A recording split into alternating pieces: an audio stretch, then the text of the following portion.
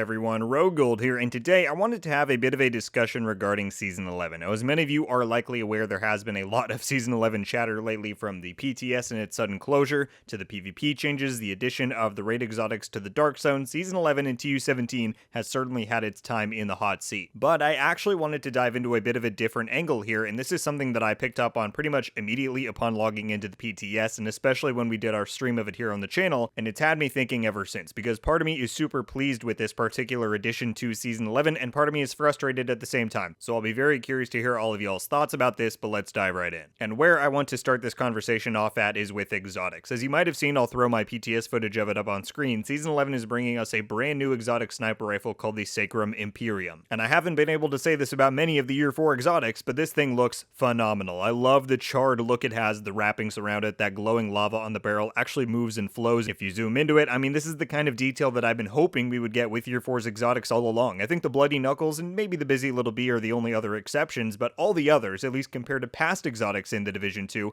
had felt extremely underwhelming and basic to me. Which was too bad, because exotic design was something that I always thought the game knocked out of the park. And not only does the Imperium look cool here, but it has a distinct theme throughout it, which I cannot say the same for the Dr. Home. So, upon seeing this new exotic, I was ecstatic. This was exactly what I'd been hoping to see ever since content resumed with Season 9, and Morten Ryberg commented on the matter to say that the team has grown enough that the art detail on this level should be expected moving forward, which is fantastic. So, on the one hand, that's absolutely a huge pro for me with Season 11. However, the discussion of exotics here also comes with a big con as far as Season 11 is concerned. And I'll give the devs the benefit of the doubt. There's always a chance that they could spring a surprise on us and just not have featured it in the PTS or patch notes, but from all signs that we have, and I asked to try and clarify but did not get a response, Season 11 is only bringing 2 new exotics to the game as opposed to the 3 that we're accustomed to. The Sacrum Imperium Marksman Rifle and the Ninja Bike Backpack, for all intents and purposes, appear to be the only exotics we're getting in Season 11. Now look, on its own, I don't really care too much if we get 2 or 3 new exotics for the season, as long as they're good quality items and have some value in the game, which the Ninja Bike certainly will. The Imperium, we'll see. But on its own, that doesn't really bother me. What does begin to frustrate me, however, is when you add that on top of the fact that Season 11 is again, like Season 10, not introducing any new high-end weapons to the game either. So you're suddenly faced with the realization that Season 11 is officially the season to introduce the least amount of new items and gear to the game. Every season besides Season 1 and now Season 11 has had 3 new exotics, yet Season 1 brought 2 new gear sets and several brand sets, so it compensated in that regard. And every season besides Season 10 and 11 has brought new high-end weapons to the game. So it's really not these individual losses that bother me so much as the fact that throughout these 3 major title updates in Year 4, we've seen a continual decline in the total amount of new offerings per season. Now, I don't want to sound too whiny here. We're still getting a sizable amount of new items, and I really do appreciate the amounts of new stuff that Div 2 introduces every season. Honestly, compared to some other games with similar seasonal models, it's a lot. I mean, like I said, Season 11 will be bringing us the least we've ever got, and yet it still has a new brand set, gear set, 2 new named gear items with perfected talents, 2 new exotics, a new weapon talent, and 2 new named weapons with perfected versions of the new talent. So it's not like that's not a good amount of new stuff to mess around with. It totally is. But I think that loss of an additional exotic and the continued lack of new high-end weapons is compounded by a few things. For one, Season 11 isn't really bringing any sizable new content. The seasonal manhunt itself is coming, and that should be just as enjoyable as past seasons,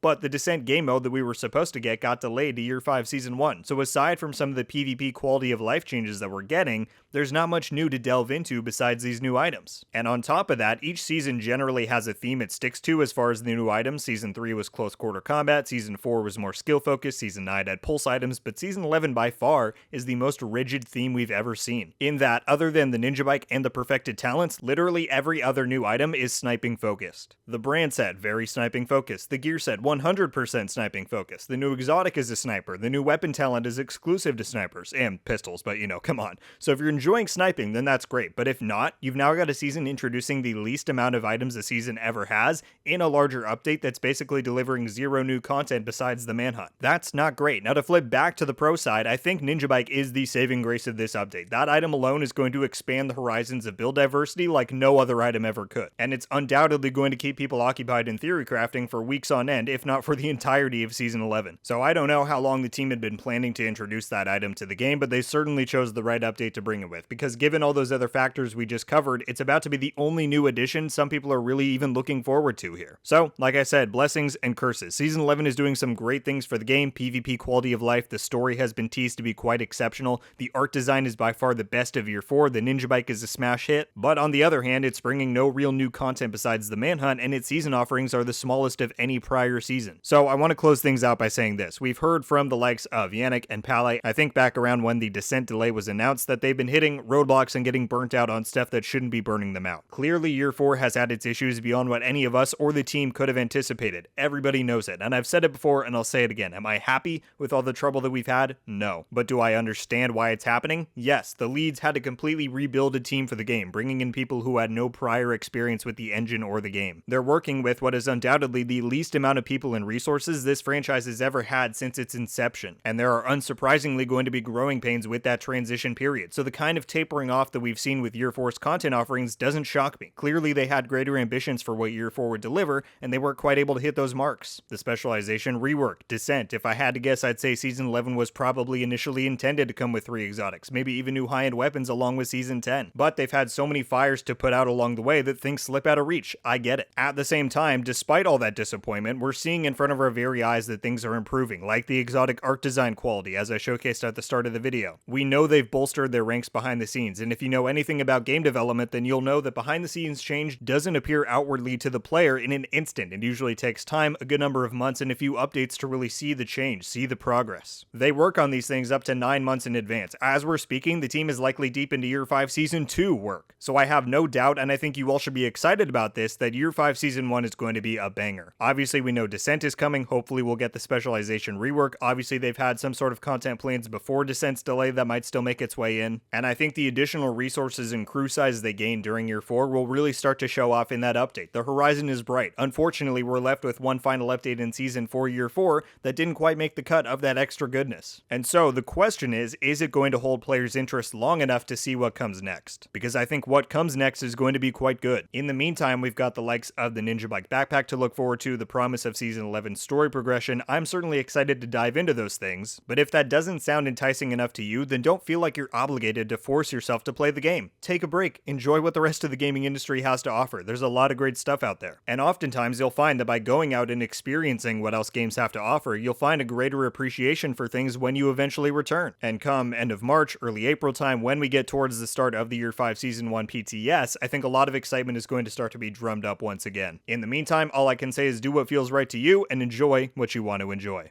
Thank you all so much for watching. Leave a like if you enjoyed this video, and be sure to subscribe with notifications on so you can be updated every time I upload. Let me know your thoughts on this entire discussion. I know I kind of went off the rails from where we started there, but I think it's important stuff to talk about. So if you've got thoughts on Season 11's content offerings, theories about Year 5, whatever you're thinking, leave it down below, and as always, I will be super curious to read through it. As I've said before, y'all, I know waiting sucks. I think we've got some great stuff ahead for this game. In the meantime, this update might be a little bit more low-key, but that doesn't mean there isn't some exciting stuff with it. I know I can't wait to dive in with the Ninja Bike possibilities, so it'll be a lot of fun, and as always, you can expect the fullest of coverage on things right here on the channel. That's going to do it for me today, though, everybody. Once again, thank you all so much for watching. I hope you have a wonderful day, and until the next one, guys, RogueGold out.